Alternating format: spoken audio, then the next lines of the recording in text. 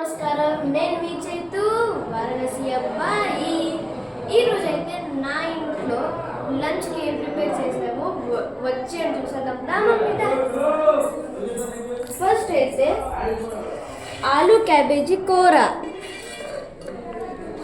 Second ముద్దపప్పు, third పులుసు, ఇంకా చల్లటి పెరుగు, మమ్మీ స్పెషల్ చేతి పచ్చడి,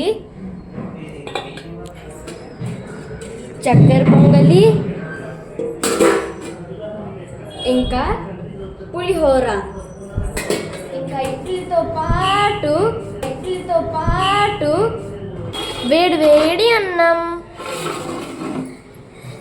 థ్యాంక్స్ ఫర్ వాచింగ్. ఇంకా ఈరోజు అయితే నా లంచ్లో ఇవన్నీ ఉన్నాయి. మీ లంచ్లో ఏం చేసుకున్నారో కింద కామెంట్ చేసేయండి. మీ చైతు వారణాసి అబ్బాయి.